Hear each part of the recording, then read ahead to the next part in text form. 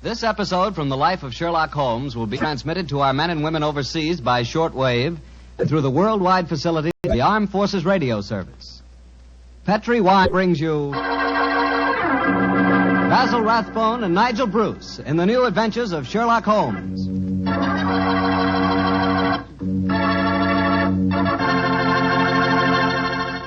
The Petri family, the family that took time to bring you good wine, invites you to listen to Dr. Watson tell us another exciting adventure he shared with his good friend, that master detective, Sherlock Holmes. And if you ask me, the best way to listen to that story is to do it with a glass of port wine right handy. Petri California port. No kidding, that Petri port is just swell for any time good friends get together to talk things over. You couldn't ask for a more delicious wine.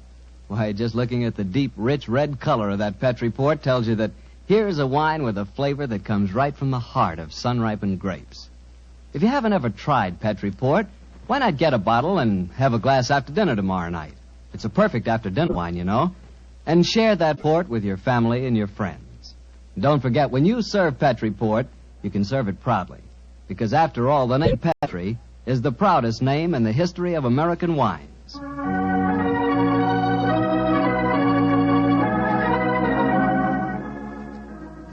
And now let's keep our weekly appointment. Good evening, Dr. Watson. Good evening, Mr. Bartell. Draw up a chair. Thank you. That's it. By the way, do you know what date it is? November 5th, isn't it? That's right. In England, it's known as Guy Fawkes Day. Have you ever heard of it? It's something to do with a gunpowder plot, isn't it? Yes, Mr. Bartell, it is. And as Sherlock Holmes and I had a very unusual adventure on the 5th of November many years ago, it seems appropriate that I should tell you about it tonight.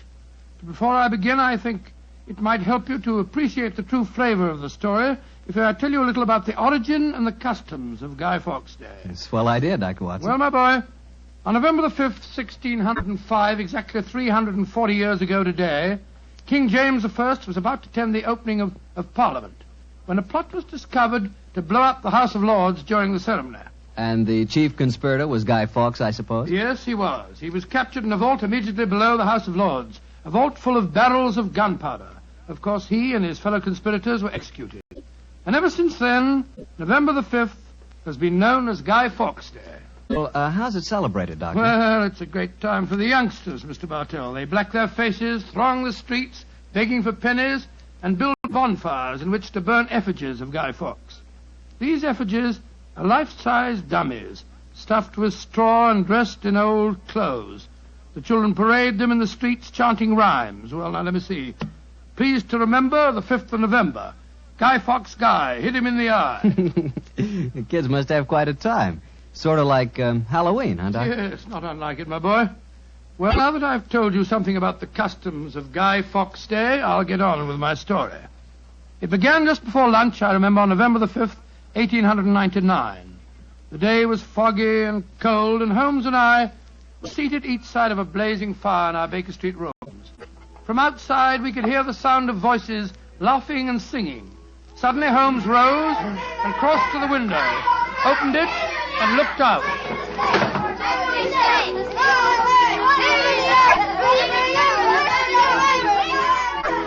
Then he turned to me and spoke. Children having a great time, Watson, aren't they? Yes, it cost me a shilling worth of pennies to walk here this morning. Has it occurred to you, Watson, that the gunpowder plot offers very promising material to the speculative mind? In what way, Holmes? I say it's confoundedly chilly in here. Don't you think you might shut that window? Sorry, old chap. As I was saying, the gunpowder plot offers very promising material to the speculative mind. I've made something of a study of the historical records of the case. There is more than a little evidence to suggest that King James was never in any real danger. Never in any danger? Well, what makes you say that? Knowledge of the proposed dastardly scheme came to light early. But James Stuart, King of England, the possessor of a shrewd and diabolical mind, used the spectacular discovery of the plot to try and bolster his waning popularity, as well as to justify increased religious persecutions. Well, that's the first I've heard of it, Holmes. I dare say, old fellow, but it's true just the same. I'm afraid James Stuart, King of England, was an unscrupulous tyrant. Come in. Oh, yes, Mrs. Hudson? There is a gentleman to see you, Mr. Holmes. He said it was very important, and he asked me to give you his card. Oh, thank you, Mrs. Hudson. Oh, ask him to come up, please, will you? Aye, sir. Well, who is it, Holmes? A gentleman with a remarkably fine sense of timing. Read his card for yourself. Let's have a look. Mr. James Stewart. Great Scott, that's an extraordinary coincidence that he should arrive just as we're talking about James Stewart, King of England. Come in. Mr. James Stewart. How do you do, Mr. Stewart? My name is Sherlock Holmes, and this is my colleague, Dr. Watson. How do you do, sir? How do you do? Mr. Holmes, you've got to help me. I'm walking about in mortal fear of my life. You've got to help me. Mr. Stewart, I suggest that you sit down. I'll do anything in my power to help you, but you must compose yourself first and tell me quietly what it is that's frightening you. How can I compose myself when I may be dead within a few hours? No, Mr. Stewart. I'm a doctor. I really think if I were to give you a sedative that you'd find... How can you talk of sedatives when I... My heart. Doctor. My heart. All right. Now, here, let me help you into this sofa. There you are now. Imagine That's that brandy it. would be in order, Watson. Yes, Holmes, and I'll give him some digitalis. A fellow with a bad heart like this shouldn't allow himself to get so excited. Here you are, Mr. Stewart. Drink this. That's it. And now this, Mr. Stewart. What is it? It's digitalis. Very well. Yeah, now. Feel better, sir? Yes, Mr. Holmes. Yes, I do. You're right. I shouldn't get so excited. My heart can't stand it, you know. Watson, is he well enough to talk, do you think? Yes, if he doesn't excite himself again. I'll be careful, Doctor. I'll take it quietly. Mr. Holmes, when you saw my card just now, did it strike any responsive chord? Oh, naturally, sir. Who could fail to be intrigued when a James Stewart calls to see one on Guy Fawkes Day? It isn't just coincidence that my name is James Stewart. I've got royal blood in my veins. People know of it. And that's another reason they're out to kill me. They're jealous of my heritage. Every instinct I have is a royal one. Now, you gentlemen know that falconry is a king's sport. And my greatest hobby is the breeding and the training of Mr. falcons. Stewart, please, Mr. Stewart. Owing to the state of your health, I suggest that you be as economic as possible in your explanation. In fact, I think it might be better if I were to question you. Very well, Mr. Holmes. Now, you say that your life is in danger. What evidence do you have to substantiate that claim? My cousin, Guy Falconby, has threatened it. You see, Mr. Holmes, he and I are the only heirs to a wealthy uncle. His fortune will go to the surviving heir. If I were dead, Guy would inherit everything. Seems to me, Mr. Stewart, that you should have applied to Scotland Yard for protection. I did, Dr. Watson. Only a few days ago I saw a certain Inspector Strad, I think his name was, and he laughed at my fears. Oh, Strade. And he laughed, did he? Well, then in that case, there may be something in your story, sir. You say that your cousin has threatened to kill you. Has he indicated the method he intends to employ? He has, and it's a devilish plot. Guy has a bitter, twisted sense of humor, gentlemen, even when he's planning as dastardly a thing as a murder. I am James Stewart. He is Guy Falconby, which is near enough to Guy Fawkes. Today is the 5th of November, and he's planning to blow me up. Oh, come, sir. You can't expect us to believe that. But it's true. He warned me. And the celebrations that are going on in the streets of London today would make a rare cloak for his activities. I must confess, Mr. Stewart, that I find your story most convincing. All your evidence appears to depend on conversations held between you and this cousin of yours. You have no facts, sir, to substantiate your claims. But I have. Then please let us hear them. I live at 23 Cavendish Square. A week ago, the house next door to me was let to a new tenant. Almost immediately, workmen became very active there. They were digging in the cellars, Mr. Holmes. I could hear the sounds of picks and shovels through the walls. Digging in the cellars. That does sound significant, doesn't it, Holmes? Extremely. Did you observe any other activities of the workmen, Mr. Stewart? Mr. Holmes, vans have been delivering large packing cases to the basement during the last 2 days. Mm-hmm. I know what's in them, too. It's gunpowder. I tell you, they're planning to blow me up today. No. Steady. You mustn't excite yourself again. What will I do, Mr. Holmes? I think, sir, it would be better for you to rest here for a while and then go to a nearby hotel. I would suggest the Shaftesbury. And wait there until you hear from us. And where are you gentlemen going? Watson and I, after donning suitable disguises, will visit the house adjoining yours in Cavendish Square. I think an examination of the cellar there might prove most illuminating.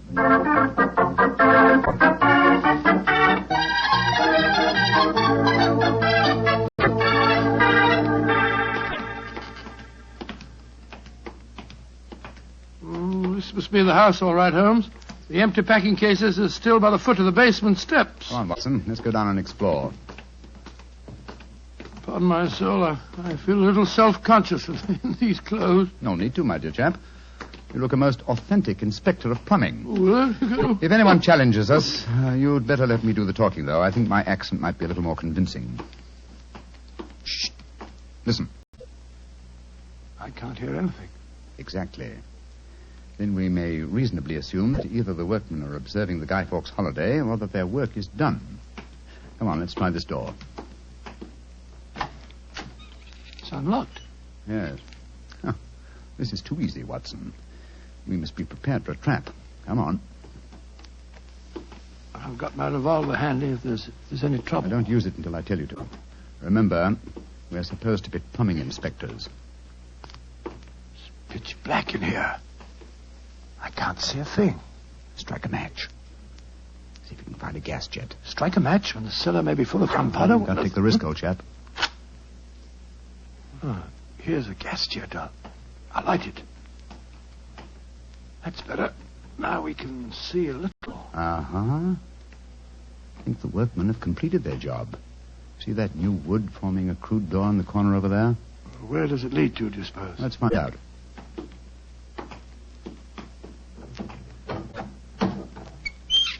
Oh, also unlocked. And here's a miner's lantern, waiting conveniently for us on this ledge. Oh, this is ridiculously easy. Now I'm sure it's a trap. I like the lantern. Great Scott, it's a tunnel. Yes, it's a tunnel leading into Mr. Stewart's house next door. Let's explore it.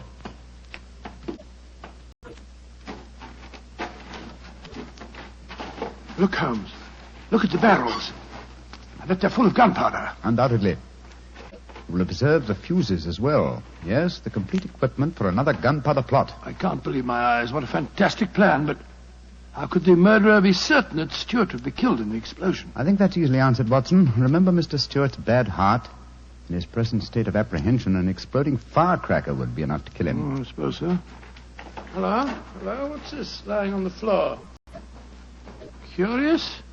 It's a funny strip of silk with a little ring on the end. Let me see it, Watson. Aha. This seems to be familiar. By Jove. I believe it's a Jess. Jess? What nurse said? The last piece of evidence necessary to confirm the conclusion Come is... out of there! And keep your hands above your heads! I've got a revolver! Right, you are, Governor. You ain't doing no harm. Now, remember, Watson, I'll do the talking.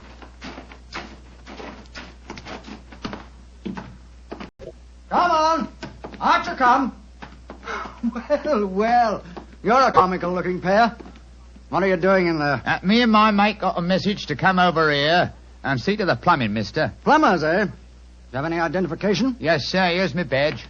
We're inspectors for the London County Council. Oh, that's all right, my man. I saw the basement door open, and I thought burglars might be here. You're the owner of this house, sir? Yes, but my agent let it recently to some tenants who've been behaving rather queerly, I'm told. So I came round here to see what was happening. If you're the owner, sir, perhaps you can give me some facts for me records. Gotta fill me records, you know. What do you want to know? Well, your name, please, sir. Falconby. Guy Falconby. Look here. Alfie, hold your nose. What did he say? Nothing, sir, nothing. He's got bad hiccups. Had it I've had him for months now. Can't stop him. Alfie, here, give me a pencil, will you? Thank you, Al. Now, sir, your name is Guy Falconby. What's the name of the tenant this house is let to? There are three of them. Oh, do you know their names, sir? Got to have them for me records, you see. Yes, the names are Winter, Rokewood, and Keynes. Oh, yes. Winter, Rokewood, and Keynes. That's right, sir. Sounds as if they might be a firm of solicitors, don't they, sir? Well, perhaps they are. I haven't met them. Just one more question, sir, and then I needn't bother you no more. Well, what is it? My religion or my grandmother's maiden name? No, sir. No, nothing like that. I just wondered who lived in the house next door on that side. We've had a complaint from there, too. Their pipes is bunged up. My cousin lives there. His name's James Stewart. Mr. James Stewart, eh? I'm much obliged, sir. Me and my mate will be going next door. Come on, Alfie. I'm not surprised his pipes are bunged up, as you so graphically put it. He's a great one for practical jokes about the house. As a matter of fact, he's planning one of them tonight. Well, that's no concern of yours. By the way, my man, what's your name? Nivitt, sir. Tom Nivitt. Come on, Alfie. We got work to do.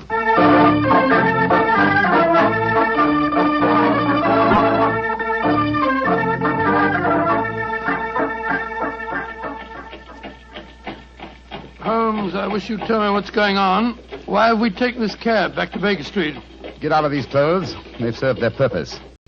Now there's more serious work afoot. Well, I'm still confused about our interview with Guy Falconby. Why did you say your name was Tom Nibbit? More touch of vanity, old fellow. Vanity? How do you mean? Well, consider the names in this case so far, Watson.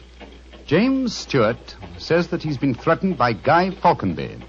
A name, as Mr. Stewart points out, not unlike Guy Fawkes. Do you recall the names of the three tenants that Mr. Falconby gave us a few minutes ago? Yes. Winter, Rookwood, and Keynes. But what's that got to do with it? A great deal, my dear fellow. Thomas Winter, Ambrose Rookwood, and Robert Keynes were the three men executed with Guy Fawkes in the original gunpowder plot in 1605. Good Lord. Where does Tom Nibbit, the name you gave yourself, fit into the picture?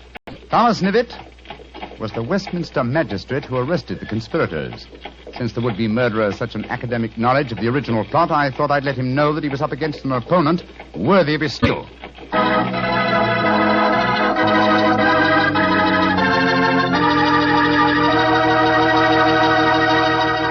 We'll hear the rest of Dr. Watson's story in a few seconds. Just about time for me to remind you that if you want a wine that's sure to please the ladies, you can't miss with Petri California Muscatel. That's because Petri Muscatel is a golden wine with one of the most luscious flavors you ever tasted. Did you ever taste a big, plump muscat grape that's ripened in the sun?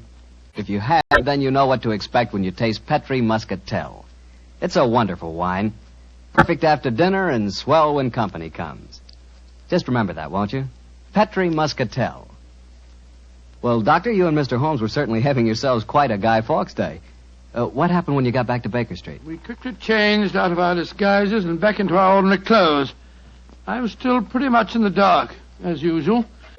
And I kept questioning Holmes as to our next move. He was in a state of suppressed excitement. And it was obvious as he spoke to me that he was anxious to be off. What's dawdle? There's so much work ahead of us. What do you mean, don't dawdle? I'm not dawdling. I'm dressing as fast as I can. What's our next move, anyway? Well, we must split our forces. Let's get hold of my band of street urchins, the Baker Street irregulars. I'm going to surround Mr. Stewart's house in Cavendish Square, and they'll be invaluable for that purpose. So what do you want me to do? Go to the Shaftesbury Hotel and collect Mr. Stewart, then return with him to his house and wait me there. I shall join you as soon as I've rounded up the irregulars, but I must warn you. Don't leave Mr. Stewart for a moment. Don't let him out of sight until you see me again. Of course I won't, Holmes, but, I must say, the idea of all that gunpowder in the cellar doesn't make me feel any too have happy. Faith in me, old chap. Have faith in me. You know, I wouldn't expose you to any danger if I could avoid it. And I assure you that I shall join you and Mr. Stewart very shortly. You have your revolver? Yes, of course. Good. And, give Mr. Stewart this revolver, will you? Tell him that I insist that he carries it. I fear that his own has probably been tampered with. Right you are, Holmes. I'll see that he has it. This is a strange business, I must say. That Guy Falconby seemed such a decent sort of fellow. Yes, he appeared to be a most amiable fellow, didn't he? This is indeed an unusual case, Watson. We're up against one of the most sinister and twisted antagonists that we've ever met. Well, old chap, I'm leaving now. I'll join you soon. And don't forget, stay close to Mr. Stewart. Stay very close to him.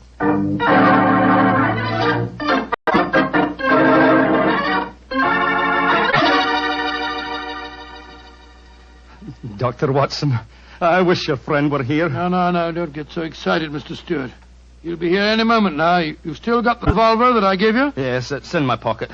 But what's the good of a revolver if there should be an explosion? Answer me that if you can. No, you must have faith in Mr. Holmes, sir. He's arranging now to have this house of yours surrounded by his band of street urchins. They'll see that no one gets to the cellar next door to light the fuses. A bunch of children. How can they do anything? You don't know the Baker Street irregulars, Mr. Stewart. And it's a perfect day for them to operate. As black-faced boys begging for pets, they'd pass unnoticed anywhere. I hope you're right. But I have a premonition, Doctor. There's going to be a tragedy. I know it. Now, take it easy, sir. Remember your heart. You're in splendid hands when Sherlock Holmes is on the case. Here he is now. Holmes, I say, I'm glad to see you. You received your visitor yet? Visitor? We've seen no one. Then be on the alert. I've just been questioning the boys surrounding this house. A few moments ago, some children pulled a small cart up to the back door. A cart containing a life-size dummy. My irregulars thought that it was an effigy on its way to a bonfire. Oh, why shouldn't it be, Holmes? I have reason to believe that it's someone visiting you in disguise, Mr. Stewart. A visitor who is mounting the back stairs at this very moment. You've got to stand by me, Holmes. You've got to protect me. Don't worry, sir. Come in. Look at that apparition. Great Scott, Guy Fawkes' dummy. A dark lantern in his hand, and it's walking. And also talking, I trust. Keep away from me. I got a revolver. For sake, for Victoria's sake. If you won't give me one, I'll take two. The better for me and the worse for you. It's Guy Falkenberg. Keep away from me, do you hear? The better for me and the worse for you. All right, then. I'm going to fire. Dear me, Mr. Stewart, the revolver I provided for you seems to be unloaded. How very odd. Well, what in thunder is all this about? You've just witnessed an attempted murder, Watson. Murder? What are you talking about? This is a game. James and I had it arranged, the whole thing. You may have thought it was a game, Mr. Falconby, but I assure you... Grab Mr. Stewart, Watson. He seems to be leaving us. Leave me alone. Take your hands off me. My heart. Help me put him on the sofa. That's it. I'll get him some digitalis. Look, I don't want to appear unnecessarily stupid, but will someone tell me what this is all about? With pleasure, Mr. Falconby. Your cousin had planned one of the most fantastic murder plots that I've ever incurred. He came to us with the story that you had threatened his life. But that's ridiculous. I'm very fond of him. Of course it's ridiculous. The whole plot was ridiculous. He leased the house next door, had a tunnel dug, and gunpowder and fuses planted there. Even entered the name of the tenants as Winter, Rokewood, and Keynes to give the apparent plot a further authenticity. You mean my cousin was the real tenant? Certainly he was. However, he was clumsy enough to drop that piece of silk with the wire ring on the end that you found in the cellar, Watson. The thing you called a jest. And what's a jest? It's a strap that goes round a falcon's leg to which its leash is fastened. You will remember that Mr. Stewart informed us that falconry is his hobby, and it therefore indicated that he had been in the cellar and consequently must have known about the whole plot. And all he was trying to do was to build up in our minds the belief that his cousin was trying to kill him. Exactly, my dear fellow. Had we believed him, of course he could have shot you just now, Mr. Falconby, in apparent self-defense. Good Lord, what a fantastic plot. I still can't quite believe Mr. it. Falconby, why are you dressed as a Guy Fawkes dummy? Well, it was James's idea. He said that he was going to dress up too, and that we were to go round the bonfires tonight and frighten people by appearing as live dummies. But the last message he sent told me to come up here, that we'd play a practical joke on a couple of friends of his. And did he provide you with the costume that you're wearing? Yes, as a matter of fact, he did. Have you searched the pockets for any weapons? No, but I will. All right, and while you're doing that, I'll examine this dark lantern. How's your patient, Watson? Well, I've given him some digitalis, and now I'll get him some brandy. I can't find anything in the pockets. Here's the answer, my friends. Look here. Inside the lantern is a dagger. Your cousin planted it there to substantiate the claim that you were trying to kill him. Had his plans worked, you would have been dead, Mr. Falconby, before you could have told us the truth. Here, come back here, Mr. Stewart. James! He slipped out of the door. Confound it! He's faking the heart attack. Come on, Watson, after him.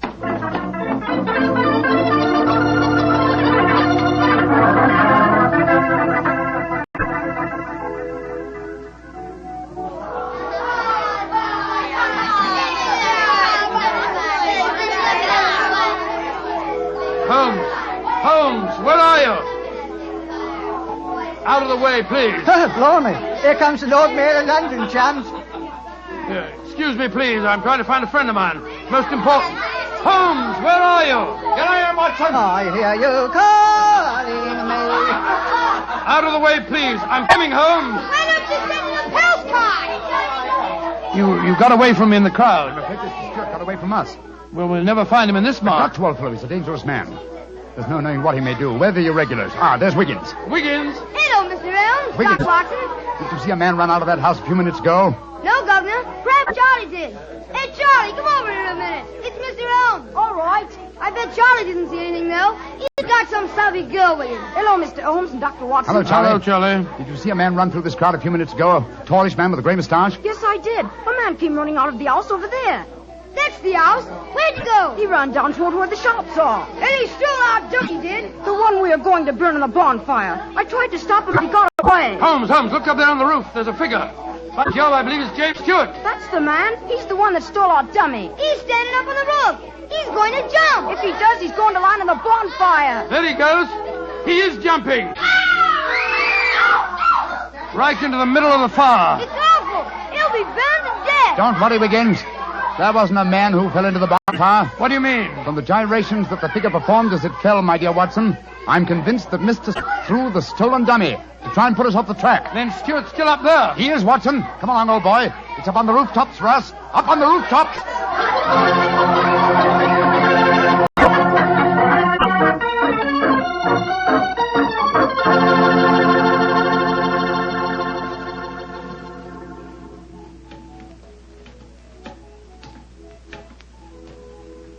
Here, Watson. Let me help you up. Can you reach my hand? Yeah, I got it. All right, then. Up you come. Come on. That's it. Phew. Seems to me that fire escapes must be designed for giants. Keep your eyes skinned, old fellow. Stuart's a dangerous man. Might be hiding behind those chimney stacks. Come on. Upon my soul, this is a strange place to be on Guy Fawkes night. Yes, a comprehensive case, Watson. Starts in a cellar and ends on a rooftop. Look, Holmes. By the parapet there. The crumpled body of Mr. Stewart. Looks to me as if it... Yes. He's dead, Holmes. Well, it's not surprising. The effort of carrying the dummy up here and throwing it, combined with his own state of excitement, were too much for him. Well, quite frankly, I can't say that I'm sorry. No, he planned a murder. If it hadn't been for you, he would have succeeded. An extraordinary case, Holmes. Yes, old chap, and one that should long make us remember the 5th of November. By Jove, yes. Please to remember the 5th of November. Gunpowder treason and plot. I see no reason why gunpowder treason should ever be forgot.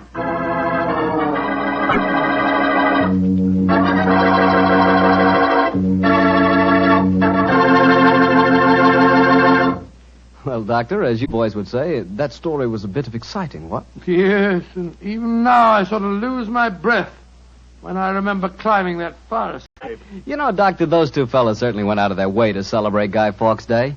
Now, take me. When I got a little celebrating to do, I like to do it quietly. Some friends, a glass of port. Yeah, port report, of course. What else? Leave it to you. No matter what the occasion is, you can somehow make it a perfect occasion for Petri wine. How'd you do it, old fella? Don't ask me how I do it. You mean, how does the Petri family do it? How can they make such swell wine? Well, the answer is experience. The Petri family has been making fine wine for generations. And ever since they first established the Petri business way back in the 1800s, they've handed on down from father to son, the fine art of turning luscious, sun-ripened California grapes into fragrant, delicious wine. That's why when you want a wine for any occasion, before dinner, with your meals, or after dinner, you can't go wrong with a Petri wine, because Petri took time to bring you good wine.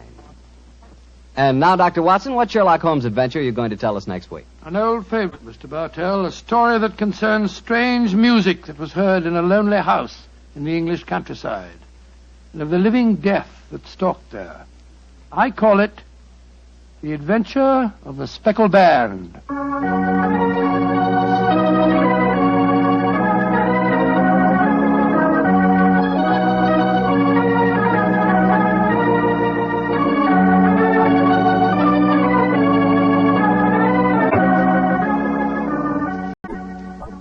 Tonight's Sherlock Holmes adventure is written by Dennis Green and Anthony Boucher and was suggested by an incident in this Arthur Conan Doyle story, The Adventure of the Devil's Foot. Music was by Dean Fossler. Mr. Rathbone appeared through the courtesy of Metro-Goldwyn-Mayer, and Mr. Bruce through the courtesy of Universal Pictures, where they are now starring in the Sherlock Holmes series.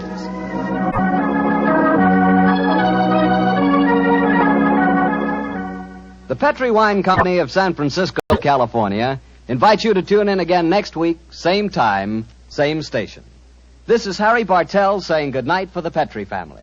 Sherlock Holmes comes to you from our Hollywood studio. This is the Mutual Broadcasting System.